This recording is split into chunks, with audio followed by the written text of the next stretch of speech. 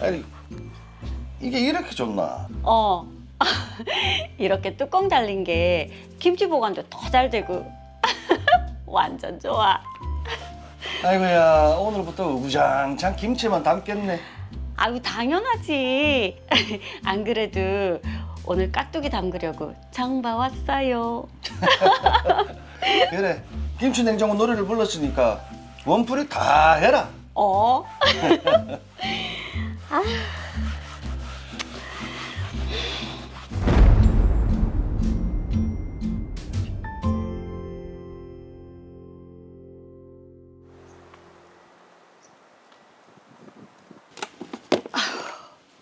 됐다. 주말에 정우 오면 며칠 있겼다가 들려보내면 되겠다. 됐다. 또 김치 담갔나? 주말에 정우 온다고 해서. 그놈의 김치 사랑 참 유별나다, 유별나. 뭐 물 한 잔 마실래요? 어.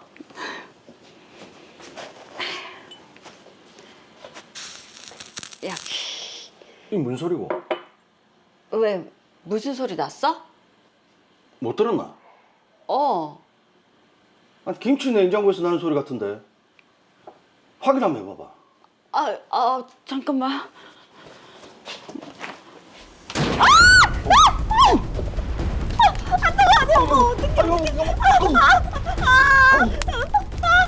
이게 일부죠? 예, 집에 불이 났어요. 예. 큰일인데요.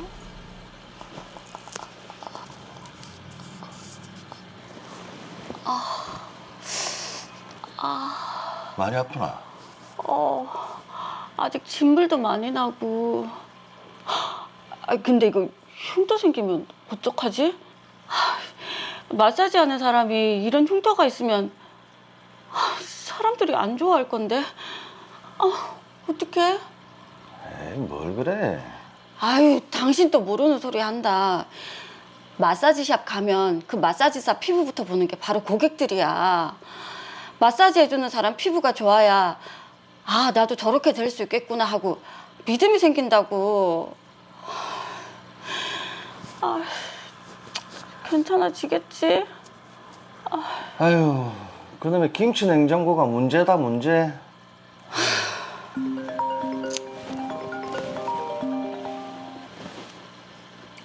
예, 형사님. 화재의 원인이 김치 냉장고로 밝혀졌다고요. 김치 냉장고 내부에서 폭발이 일어나서. 예, 알겠습니다. 김치 냉장고가 폭발한 거라고? 그렇다네. 그놈의 김치 냉장고 좋다고 하더니. 아니, 나는 친구들이 다 좋다고 하니까.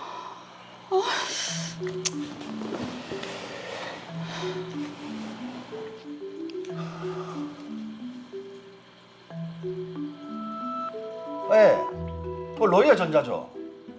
거기에서 산 김치 냉장고가 폭발을 해서 사람이 다쳤습니다. 이거 어떻게 보상하실 건데요?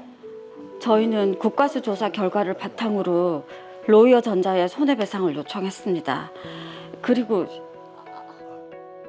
순희 씨, 그 손이랑 얼굴 흉터 때문에 고객들 컴플레인이 자꾸 들어오네. 미안하지만 오늘까지만 일하는 걸로 합시다. 우려가 현실이 됐네요. 아직은 10년은 더 일해야 하는데. 이 흉터 때문에 화상만 안 입었어도.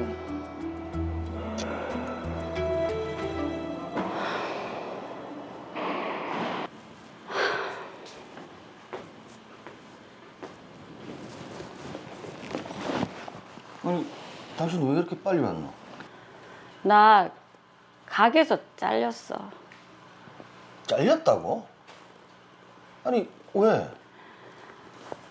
이 화상 흉터 때문에 자꾸 고객 컴플레인 들어온다고. 뭐라고? 10년은 더 일할 수 있는데 이게 무슨 날벼락이야. 그럼 이참에 마사지 가게를 새로 하면? 아이, 가게를 차린다고 해도 이 흉터 때문에 고객들 모으기도 쉽지 않을 것 같고. 그놈의 김치 냉장고가 문제네, 문제. 아, 그 김치 냉장고 회사에서 피해 보상해 준다는 거, 거기서 가입한 생산물 배상 책임 보험회사에서 해준다면서. 그랬던 것 같은데 왜? 거기 후유장애 보험금도 같이 청구를 하려고. 후유 장애? 화상으로 계속 장애로 남아서 이 직장도 지금 잘린 거잖아. 그러니까 보상 될 거야. 아, 내 전화 한번 해볼게. 아, 예. 그 화상 때문에 그 후유장애 보험금 신청 좀 하려고요. 저희는 예. 노동능력 상실과 수입 상실도 인정해서 보험금을 지급해 달라고 요청했습니다. 하지만 뭐라고요? 화상으로 인한 장애는 인정을 할 수 없다고요? 아니, 그 사고 때문에 직장에서도 잘렸는데, 이게 말이 됩니까? 내 이대로 그냥 못 넘어갑니다. 로이어 전자랑 보험회사까지 싹 다 엮어서 내 소송할 겁니다.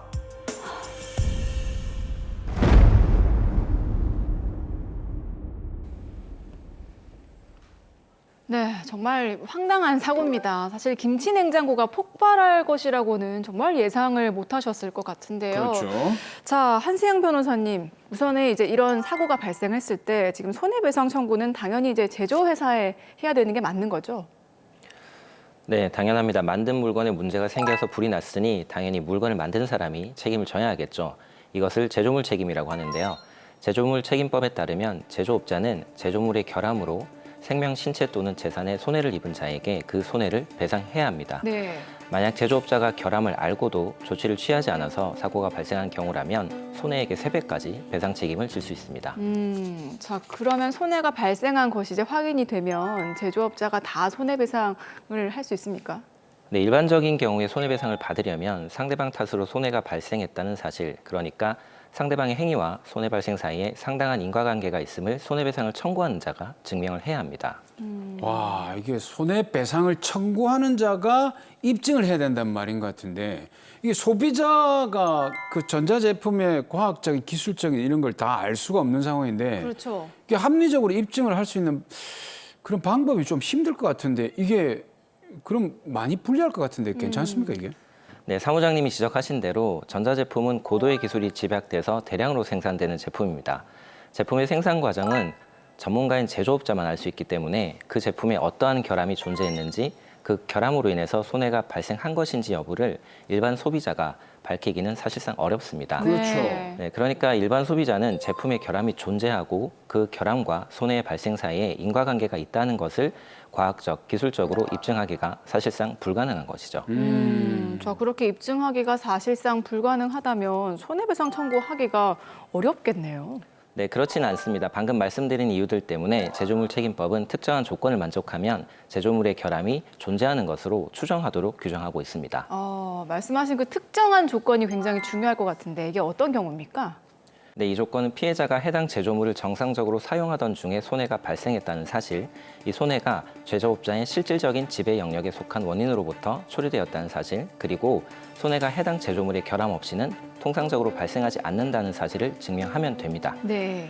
사실 이러한 결함이 추정되는 규정을 만들어 두긴 했지만 이 정도를 증명하는 것도 쉬운 일은 아닙니다. 그렇게요. 그러면 일단 그 결함이 있다라고 추정되기만 하면 무조건 손해배상을 받을 수 있는 겁니까? 네, 추정된다고 하더라도 무조건 손해배상을 받을 수는 없습니다. 네, 예외되는 경우도 있는데요. 제조업자 역시 해당 제조물을 공급한 당시의 과학기술 수준으로 결함의 존재를 발견할 수 없었다는 사실, 혹은 당시 법령에서 정하는 기준을 준수함으로 인해서 결함이 발생하였다는 점 등을 입증하면 손해배상 책임을 지지 않을 수도 있습니다. 자, 제조업자도 그렇고 피해자도 정말 치열한 입증 공방을 펼쳐야 되는 건데. 그렇습니다. 자, 그럼 제조업자도 이런 사고에 대비해서 혹시 가입해두는 보험 같은 게 있습니까? 네, 이런 사고를 대비해서 가입하는 보험을 제조물 배상 책임 보험이라고 합니다. 맞아요. 전자기기 같은 거 사면 붙어 있는 거 있잖아요. 네네네. 뭐 배상 책임 뭐 2억 원 보험 가입. 그거 말씀인 거죠. 네, 맞습니다. 제조물 배상 책임 보험은 제조업자가 자신을 피보험자로 해서 가입하게 되는데요. 피보험자가 제조, 판매, 공급한 물건의 결함으로 발생한 사고로 타인의 신체나 재물에 손해를 입힘으로써 법률상 손해배상 책임을 부담하는 경우에 이에 따른 손해를 보상하는 보험입니다. 네. 손해배상 합의금이나 소송이 제기된 경우에 법원의 판결금을 보험사가 대신 지급해준다는 정도로 생각하시면 되겠습니다. 자, 그러면 제조사가 먼저 이제 피해자에게 손해배상을 해주고 보험사에 보험금을 청구하는 구조인가요? 그렇지는 않습니다. 보험계약에는 제3자의 직접 청구권이라는 것이 있는데요. 보험사고의 피해자인 제3자가 보험자에게 직접 손해배상을 청구할 수 있는 권리를 말합니다. 예. 피해자인 제3자를 보호하기 위해서 상법에서 이를 규정하고 있는데요. 만약 제조물 결함으로 피해를 봤다면 피해자가 보험사에 직접 손해배상 청구를 하면 됩니다. 자, 그러면 지금 드라마 속에 최지훈 씨 부부도 직접 보험사에 청구를 하면 되겠네요? 네, 피해자 박순희 씨는 김치냉장고를 만든 로이어전자와 제조물 배상 책임 보험 계약을 체결한 보험사를 상대로 직접 손해배상 청구를 하시면 되고요. 드라마에서 봤을 때는 직접 청구를 하신 것으로 보입니다. 근데 말이죠. 지금 이 보험사가 박순희 씨의 화상 자국을 후유장애로 인정하지 않겠다라고 했거든요. 예. 근데 이거 당연히 화상 자국이 후유장애가 돼야 되는 거 아닙니까? 해줘야죠. 예. 네, 박순희 씨는 화상 자국으로 인해서 생계에까지 영향을 미쳤기 때문에 아마 드라마를 보는 시청자분들은 당연히 후유장애로 인정해줘야 한다고 생각하실 수 있습니다. 그렇죠. 네, 하지만 후유장애는 노동능력 상실이라는 것을 먼저 알아야 정확하게 판단할 수 있는데요. 노동능력 상실이란 사고에 대한 치료 이후에 신체의 정신적 또는 육체적 훼손 상태가 남아있어서 노동능력이 상실되거나 감소된 것을 말하는데요. 상실 정도에 대한 평가는 사고가 없었다면 피해자가 얻을 수 있었을 이익인 일실수입을 산정하는 데 가장 중요한 요소가 됩니다. 그러니까 일실수입 산정은 사고 당시 소득의 노동능력 상실률을 곱하는 방법으로 보통 하기 때문에 네. 노동능력 상실 정도를 정확하게 판정하는 것이 중요합니다. 노동능력의 상실 정도가 중요하겠네요. 네, 맞습니다. 통상적으로 보험업계에서는 이를 장애율이라고 표현하는데요. 장애율은 민사소송이 진행될 경우 보통 신체 감정 절차를 통해서 대학병원 소속의 전문의가 환자에 대한 장애, 그러니까 의학적으로 사고로 인해 신체의 기능 이상이 초래된 상태, 이 정도를 판정하게 됩니다. 네. 이를 회신하면 법관이 피해자의 성별, 연령, 직업 등 여러 조건 등을 참작해서 규범적으로 상실률을 정하게 됩니다. 네. 그럼 의사는 생물학적으로 회신을 하면 법관은 사회적으로 이거를 다르게 판단할 수도 있겠네요, 그러면? 네, 다르게 판단할 수 있긴 하지만 사실 법관이 의사가 회신한 장애율과 다른 노동능력 상실률을 인정하는 것이 실무적으로 쉬운 일은 아닙니다.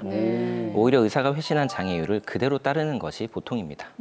자, 지금 그럼 이 드라마처럼 화상 흉터가 남아서 일을 못하게 된 경우에는 이 장애율이 어느 정도나 됩니까? 네, 감정의사들은 미국 정형외과 의사인 맥브라이드가 60년 전 발행한 표를 가지고 장애를 산정하는 게 일반적인데요. 네. 문제는 이 장애 평가표가 너무 오래전 기준이다 보니 현실과 잘 맞지 않는 부분도 있고 특히 이 사례처럼 흉터와 같이 피부에 남은 추상에 대해서는 아예 이를 장애로 인정하지 않고 있다는 것입니다. 자, 그럼 박순희 씨도 지금 보험사 의견처럼 장애 인정을 못 받는 건가요? 그건 아닙니다. 추상장애라는 것이 있는데요. 추상장애는 사고로 인해 외모에 추한 모습이 남은 상태를 가리키는 말입니다. 네. 외모에 추상이 생긴 경우에 그 사실만으로 바로 육체적인 활동 기능에 장애를 가져오지 않는다 하더라도 추상의 부위나 정도, 피해자의 성별, 나이 등과 관련해서 그 추상이 장래의 취직, 직종 선택 등에 영향을 미칠 정도인 경우라면 노동능력 상실이 있다고 보아야 합니다. 그리고 판례 역시 같은 입장입니다. 네. 그러면 지금 드라마의 박순희 씨는 이 추상 장애로 볼 수 있을까요? 지금 이걸로 인해서 일을 못하게 됐으니까 어떤 평가가 내려질까요? 네, 추상장애는 앞서 말씀드린 맥브라이드 장애 분류표에는 평가 기준이 없습니다. 다만 국가배상법에서는 흉터의 정도에 따라서 장애 정도를 구분하고 있는데요. 여기에 따르면 외모에 추상이 남은 자는 15%의 노동능력을 상실, 외모에 현저한 추상이 남은 자는 60%의 노동능력을 상실한 것으로 인정을 하고 있습니다. 자, 그러면 그런 기준이 있는데 지금 보험사는 왜 인정을 안 하는 겁니까? 네, 보험사가 이를 인정하지 않는 것은 이 기준이 타당한지에 대한 의문이 있기 때문입니다. 가령 60% 정도 장애의 경우에 맥브라이드 장애 평가 기준으로 따지면 네. 팔 한쪽이 완전히 절단되었을 때 인정되는 장애율과 유사하기 때문입니다. 아, 또 과연 무엇이 현저한 추상인지에 대한 내용도 애매한 부분이 있습니다. 네. 실제 법원에서 소송을 진행해봐도 추상장애 같은 경우에는 신체 감정을 통해 국가배상법 기준으로 장애율이 회신되더라도 법원이 이를 임의적으로 줄여서 인정하거나 아예 노동능력 상실이 없다고 인정하는 경우도 많습니다. 사정이 이러다 보니 보험사들도 추상으로 인한 노동능력 상실을 잘 인정하지 않으려고 하는 것입니다. 사실 뭐 노동 능력 상실이라는 게 뭐 신체적인 것도 있겠지만 지금 박순희 씨 같은 경우에는 손님들의 뭐 거부감, 그럼 심리적인 요인이 작용해서 일자리를 잃게 됐는데 혹시 적용할 수 있는 다른 기준은 없습니까? 네, 다른 기준이 있습니다. 대한의학회에서는 몇 년 전 우리나라 현실에 맞게 장애를 과학적으로 평가하고자 장애평가 기준을 연구해서 발행을 했습니다. 하지만 법원은 한동안 이를 실제로 채택하지 않다가 최근에는 소송에서도 이 기준을 많이 활용하기 시작했습니다. 네. 특히 추상장애 같은 경우에는 많은 재판부가 이 평가 기준에 따른 장애율을 근거로 판결을 내리는 추세입니다.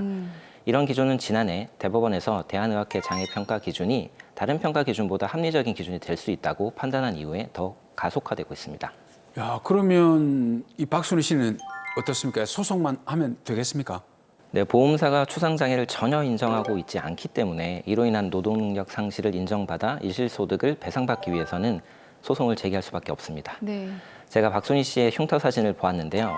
이 정도 흉터라고 하면 소송에서 국가배상법과 대한의학회 장애 기준을 각 활용해서 주장을 잘 하신다면 충분히 노동능력 상실을 인정받을 수 있으리라 생각됩니다. 네. 어허. 보상을 좀 잘 받으시면 좋겠네요.